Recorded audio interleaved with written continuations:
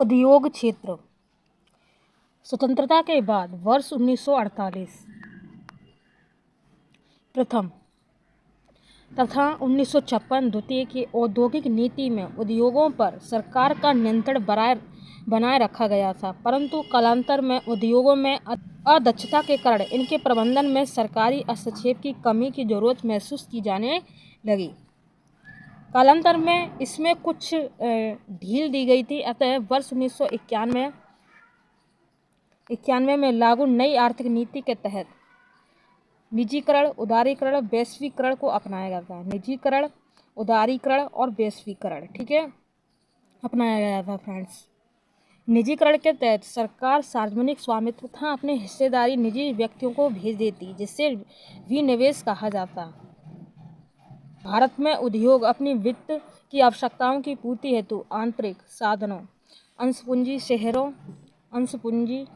शेयरों के विक्रय, ऋण पत्र तथा लाभ का पुनः निवेश के अतिरिक्त संस्थागत स्रोत से भी करते। प्रमुख संस्था जो उद्योगों का वित्त पोषण करती हैं निम्नलिखित हैं।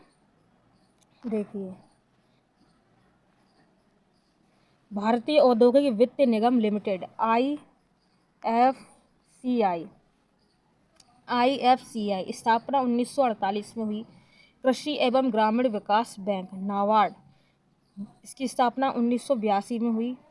भारतीय औद्योगिक साख एवं निवेश लिमिटेड ICICI, इसकी स्थापना 1955 में। भारतीय स्टेट बैंक SBI की स्थापना 1955 में।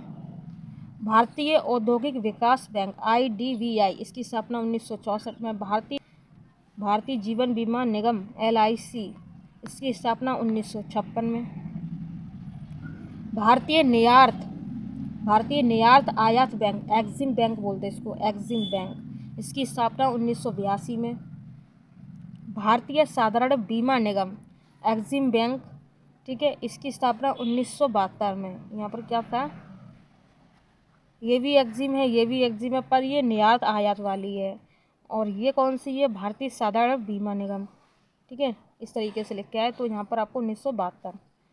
भारतीय लघु उद्योग विकास बैंक SIDBI, स्थापना अक्टूबर 1989 अधिनियम द्वारा अप्रैल 1990 से कार्यरत, ठीक है। लघु उद्योग को वित्त उपलब्ध कराना था इसका कार्य। किसका कार्य था, भारतीय लघु उद्योग विकास बैंक का। भारत में सार्वजनिक क्षेत्र की 9 चुनिंदा कंपनियों को अधिक निर्णय में स्वतंत्रता देने हेतु 1997 में इन्हें नवरत्न कंपनी का दर्जा दिया गया। 10 मई 2023 तक में इनकी संख्या 12 है, ठीक है, 12 है। और अभी हम चेक करेंगे, जब वीडियो एडिट करेंगे तो देख लेते हैं। अगर न्यू होती है तो यहाँ पर आपको दिखेगा, नहीं होगी तो फिर नहीं दिखेगा। यहाँ पर देखेंगे महारत्न कंपनियाँ श्रेष्ठ प्रदर्शन करने वाली कंपनियों को जो निम्न मानकों को पूरा करती है, महारत्न का दर्जा दे दिया गया है, ठीक है। पिछले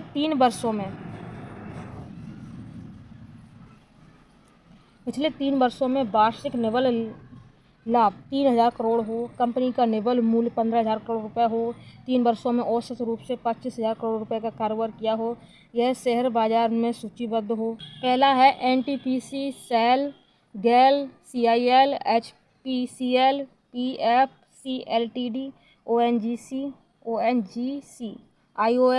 IOC, BHEL, BPCL, PGCIL, REC limited, ये सब 12 महारत्न कंपनियां हैं। सार्वजनिक क्षेत्र की कुछ कंपनियों को मिनी रत्न का दर्जा भी दिया जाता। मिनी, जैसे महारत्न था तो फिर उसके बाद मिनी, ठीक है। 10 मई 2023 तक सार्वजनिक क्षेत्र के 62 कंपनियों को मिनी रत्न फर्स्ट श्रेणी तथा 11 कंपनियों को मिनी रत्न सेकंड श्रेणी में दर्जा प्रदान किया गया है। समितियां आयोग, यहाँ पर देखेंगे महालनोबिस समिति 1960 में आय वितरण एवं जीवन स्तर का आकलन कार्य था इसका। खुसरो समिति 1989 में कृषि एवं ग्रामीण साख। दांतेवाला समिति 1968 में बेरोजगारी उन्मूलन अनुमान के लिए। सरकारिया आयोग 1983 में केंद्र राज्य संबंध के लिए। गाईपोरिया समिति 1990 में बैंकिंग सुधार के लिए। गोस्वामी समिति, इसको ओकार गोस्वामी भी बोलेंगे। गोस्वामी समिति, ओकार गोस्वामी 1993 में औद्योगिक गुणवत्ता एवं कॉरपोरेट पुनर्निर्माण के लिए। नरसिंह समिति 1991 में वित्तीय क्षेत्र सुधार के लिए।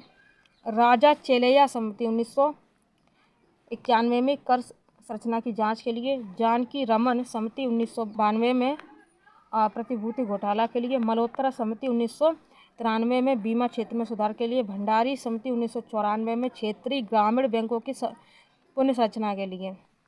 आबिद हुसैन समिति 1995 में लघु उद्यम के लिए। मीरा सेठ समिति 1995 में हथकरघा क्षेत्र के लिए। महाजन समिति 1997 में चीनी उद्योग के लिए। एस तारापुर समिति 1997 में रुपए की पूंजी खाते में परिवर्तनीयता।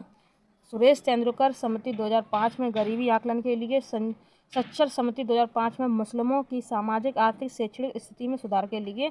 सच्चर समिति, ठीक है, मुस्लिमों से संबंधित है।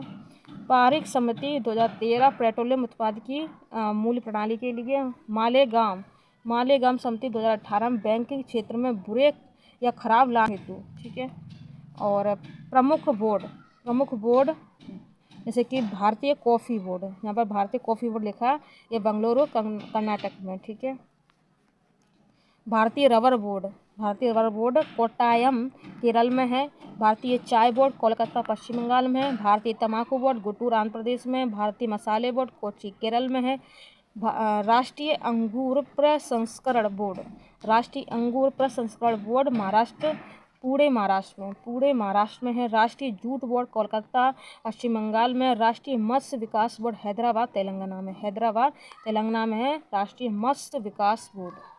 अब चलो प्रश्न कोश पे आ जाते हैं। फॉर्च्यून पत्रिका के ग्लोबल 500 सूची में स्थान पाने वाली कौन सी निजी क्षेत्र की सर्वप्रथम कंपनी थी? D option Reliance industries limited,